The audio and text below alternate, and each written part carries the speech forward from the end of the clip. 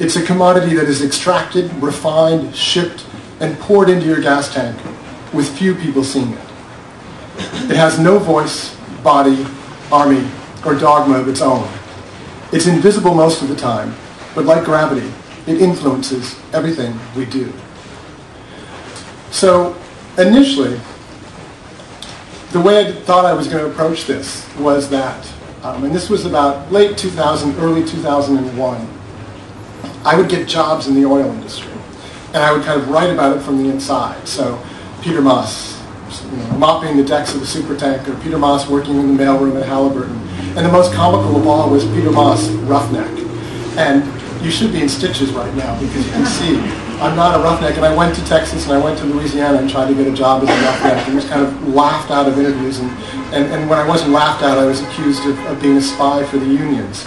So I kind of realized that this approach probably isn't going to work. And I felt that I needed some kind of special approach because, again, there's this fundamental problem of oil is not a person, it's not a country, it's not a religion. How, as a narrative writer, do I bring it alive? What's the plot? What are the characters? Where are the scenes? And I realize it's all over the globe, and it involves economics, it involves politics, it involves religion, it involves geology, it involves law, it involves accounting. But then 9/11 happened, and then the price of oil starts going up, and then the invasion of Iraq happens. And all of a sudden, oil, instead of being kind of on the back burner, so to speak, of political and public attention in America, becomes quite central. And so I realized that what I'd be able to do is just go at it directly. Go to the countries that have oil, spend as much or as little time as was necessary or as I could spend there, and find the people and go to the places. Go to the Niger Delta, go to Iraq, go to Saudi Arabia, go to Russia, go to Equatorial Guinea, go to Ecuador, go to Venezuela, and find the characters that kind of define and reflect oil, how it's shaped people's lives, how it's shaped the destinies of the countries. And so, and just to kind of give you just a kind of quick 1, 2, kind of 3 things perhaps. I went, for example, to Iraq. And this was one of the obvious kind of places that one wants to go to. And the way that I did it was, my editors asked me, I'm a writer for Times Magazine, they asked me, okay, will you be part of the coverage of the invasion of Iraq? And I said, sure. And I ended up being kind of one of these crazy journalists who went to Kuwait in March of 2003, just before the invasion, and rented an SUV at the Hertz office in Kuwait City, where I had to sign a form saying that I promised not to take this vehicle out of the country. And then, of course, the first night of the invasion, I drive over the border into Iraq. And then I end up actually, 3 days into the invasion, kind of hooking up with a Marine battalion that was going to Baghdad. And I said, okay, can I follow you? And they said, sure. And this ended up being the battalion that took down the statue of Saddam Hussein in Firdos Square. And so I then spent about 2 months in Baghdad, continuing to report kind of on how the country was adjusting and what was going on and looking into these issues of oil and war.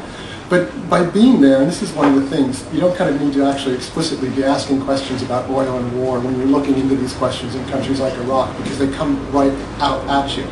So the book actually opens with this scene in Firdos Square, the statue being taken down. And I kind of use it to demonstrate that, well, this seemed to be a clarifying minute or a moment. But actually it wasn't, because I then kind of go in the book, from Firdos Square to the Ministry of Oil. And the Ministry of Oil in Baghdad, right after the American invasion, was the only place in Baghdad that was protected by American troops. To drive from the Palestine Hotel, which is where I was staying, to the Ministry of Oil, it was just like a couple of miles, was itself, in the immediate aftermath of the invasion, a very dangerous kind of thing to do. There was looting all over the place, as you might remember. People walking around with guns, total anarchy. But I got to the ministry, and there it's an oasis of calm, because it's surrounded by American troops. And there were some Iraqis outside of it when I went there, who worked at the ministry, and they wanted to get inside. And they said to me, look, the National Museum just down the road is being looted of its treasures. All of Baghdad is in flames. Americans don't care about that at all. But they're here protecting the Ministry of Oil. You see, it's all about oil. And so I use scenes like that to portray kind of the questions and the issues and the realities. But then also, I kind of realize that I stay as long as I can in these places, because the longer you stay, the more you learn. I mean, these are actually really, really complex questions. And so I went, for example, to the Dora oil refinery in Baghdad and did a story about it for the magazine, actually. And used it as actually an interesting kind of counterpoint to understand oil and Iraq and war, because in the immediate aftermath of the invasion, actually the Dora oil refinery wasn't protected by American troops, and the director of the refinery, who was this kind of lovable Ba'athist rogue, organized his workers into a defense force. And I say he's kind of a lovable Ba'athist rogue, which is a strange kind of combination of words, but he loved his refinery more than he liked Saddam Hussein. And he organized a defense of it. And then finally some American troops were sent to help protect it.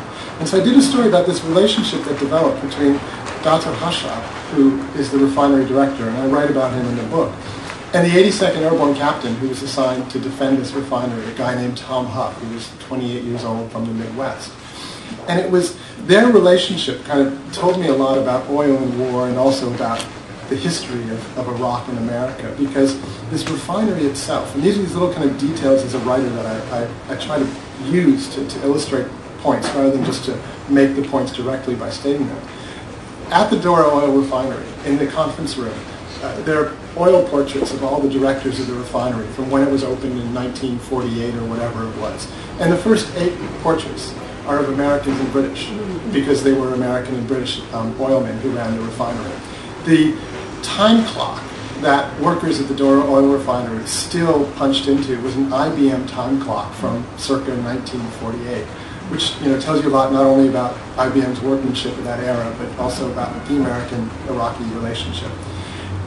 Almost every day, this captain, this 28-year-old captain, would kind of wake up and he would tell me, because I was there all the time practically, he'd say, look, I'm 82nd Airborne. I'm trained to jump out of planes and kill people. But here I am running a refinery in Iraq. I don't know what I'm doing. Because he wasn't just in charge of security. He was also in charge of helping to get supplies for the refinery. Also in charge of adjudicating the kind of disputes that were going on between the workers. And also in charge of making sure that the refinery director didn't take perhaps too much money away from the kitty, as it were.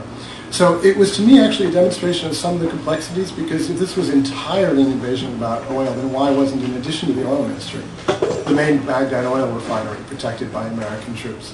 And so I kind of use all these different scenes to try to tell the story of how these countries have been shaped and how they've been shaped by wars, and in what ways wars are about oil. They all are in the Middle East. The question is not kind of like whether a war is about oil, but how it's about oil. So, as a writer, I'm just trying to kind of find these scenes, because I realize that as important as I feel oil is, and the reason I'm writing this book is to make people aware of it, it's no use for me to kind of slap all this information between 2 covers of a book if it's not put there in a format that people will actually read from beginning to end. And so the biggest problem that I had, actually, in a sense, as difficult as reporting this book was, and as much travel and time and effort as it took, the hardest part of this book was writing it. Because the first few chapters that I wrote were total disasters. I gave them to my wife, who's also a writer. And she read them and she just said, this is boring. And she was right. I mean, there was all this really important information about the resource curse, and Jeffrey Sachs and Joe Stiglitz were practically in every paragraph. Very important information. But it just killed the narrative. It wasn't a narrative at all. And so I realized that I just had to, if I wanted to explain oil to people and make them aware, that I had to just stick with the narrative, and I could not afford the luxury, sometimes, of important statistical information or whatever, because that would destroy the narrative and I'd lose my readers. And so I just, for the most part, try to tell stories and embed into the stories the kind of little bits of information, the little bits of statistics, the little bit of history, the little bit of resource curse theory, that really kind of fits in there without blocking the reader and blocking the narrative from moving on in a smooth way.